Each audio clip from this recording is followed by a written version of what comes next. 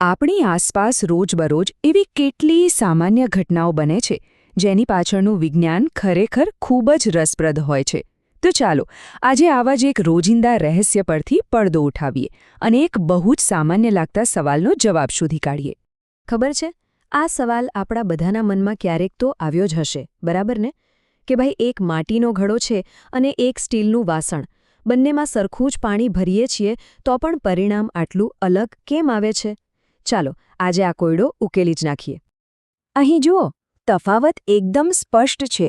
એક બાજુ માટીનો ઘડો છે જે કુદરતી રીતે પાણીને ઠંડુ કરે છે અને બીજી બાજુ સ્ટીલના વાસણમાં પાણીનું તાપમાન જેવું હતું એવું જ રહે છે.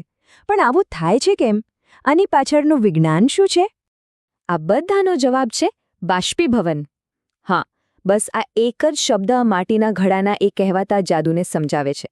અને મજાની વાત તો એ છે કે આ પ્રક્રિયા સતત 24 કલાક આપણી આસપાસ ચાલતી જ હોય છે, ભલે આપણે એને નોટિસ કરીએ કે ના કરીએ. પણ આ બાષ્પીભવનને બરાબર સમજવા માટે આપણે પહેલાં પાણીના મૂળભૂત સ્વરૂપોને સમજવા પડશે.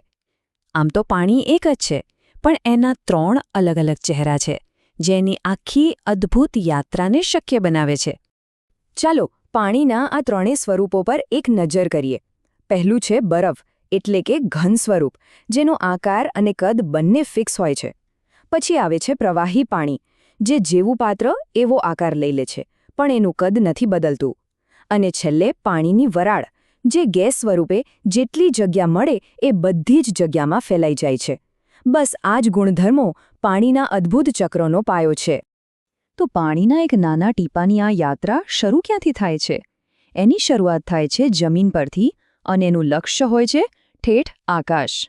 તો ચાલો પાછા આવીએ આપણા મેઇન હીરો પર, બાષ્પીભવન. સિમ્પલ ભાષામાં કહીએ તો પાણીનું વરાળમાં ફેરવાઈ જવું. હવે પેલા માટીના ઘડાને યાદ કરો. એની સપાટી પર છે ને હજારો નાના નાના કાણા હોય છે. એમાંથી પાણી ધીમે ધીમે બહાર આવે અને હવામાં ઉડી જાય, એટલે કે બાષ્પીભવન પામે. પણ આમાં એક ટ્વિસ્ટ છે. બાષ્પીભવન થવા માટે ગરમી જોઈએ, અને એ ગરમી ક્યાંથી લે? ઘડામાંથી અને અંદરના પાણીમાંથી. અને બસ આ જ કારણથી અંદરનું પાણી એકદમ ઠંડુગાર થઈ જાય છે. આ જાદુ નથી, આ શુદ્ધ વિજ્ઞાન છે. અને હા, આ જ સિદ્ધાંત પાણીની આકાશ તરફની સફરનો પહેલો સ્ટેપ છે. આખી પ્રોસેસ છે ને એકદમ સિમ્પલ છે. સૂરજની ગરમી પાણીની સપાટી પર પડે એટલે પાણીના અણુઓને જાણે એનર્જી મળી જાય.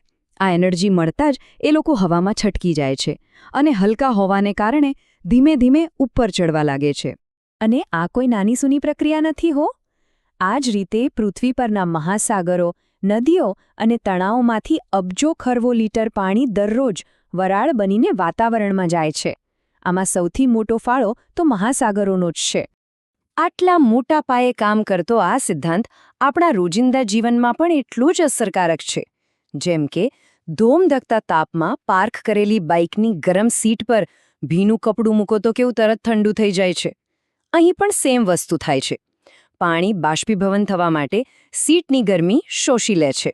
એ જ રીતે જ્યારે આપણે કપડાં સૂકવીએ છીએ ત્યારે પણ આ બાષ્પીભવન જ પોતાનો જાદુ ચલાવે છે. કપડામાં રહેલું પાણી ધીમે ધીમે વરાળ બનીને હવામાં ગાયબ થઈ જાય છે અને આપણા કપડાં સુકાઈ જાય છે. અને એટલે જ તો રસોડામાં ધોયેલા વાસણો પણ થોડીવારમાં જાતે જ સુકાઈ જાય છે. આ બધા ઉદાહરણો એ બતાવે છે કે બાષ્પીભવનની પ્રક્રિયા સતત અને ચૂપચાપ આપણી આસપાસ કામ કરી રહી છે. અને આ જ પ્રક્રિયા આપણા આખા ગ્રહના જળચક્રને જીવંત રાખે છે. ઓકે, તો હવે પાણીની વરાળ આકાશમાં તો પહોંચી ગઈ, પણ ત્યાં એનું શું થાય? ત્યાં એક અદ્ભુત રચનાનો ભાગ બને છે. જુઓ, જેમ જેમ પાણીની વરાળ પૃથ્વીની સપાટીથી ઉપર જાય છે, તેમ તેમ વાતાવરણ ઠંડુ થતું જાય છે. આ ઠંડકને કારણે એ વરાળ ફરીથી પ્રવાહી સ્વરૂપમાં ફેરવાય છે અને પાણીના અત્યંત નાના નાના ટીપાં બનાવે છે. આ પ્રક્રિયાને વિજ્ઞાનની ભાષામાં ઘનીકરણ કહેવાય છે. પણ વાદળ બનવા માટે ખાલી ઠંડી થયેલી વરાળ જ કાફી નથી. આ નાનકડા ટીપાને ભેગા થવા માટે કોઈક આધારની જરૂર પડે છે. અને એ આધાર પૂરો પાડે છે વાતાવરણમાં તરતા ધૂળના અતિ સૂક્ષ્મ કણો. પાણીના ટીપાં બસ આ કણોની આસપાસ જમા થતા જાય છે અને આમ વાદળ બને છે.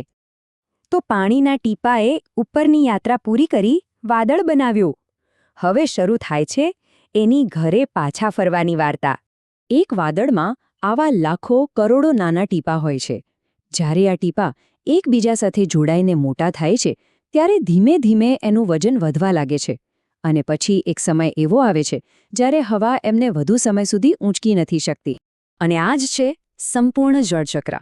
પાણીની એ સતત ચાલતી યાત્રા જે પૃથ્વી પરથી શરૂ થઈ, આકાશમાં વાદળ બની અને વરસાદ બનીને ફરી પૃથ્વી પર પાછી આવી.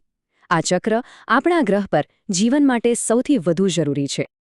આખું અદ્ભુત જળચક્ર સમજ્યા પછી એક વાત તો એકદમ સાફ થઈ જાય છે કે પાણીનું દરેક ટીપું કેટલું કિંમતી છે અને કેટલી લાંબી યાત્રા કરીને આપણી પાસે પહોંચે છે. અને આ સમજ આપણને સીધી આપણી જવાબદારી તરફ લઈ જાય છે. આ એક ખૂબ જ શક્તિશાળી વાક્ય છે, નહીં?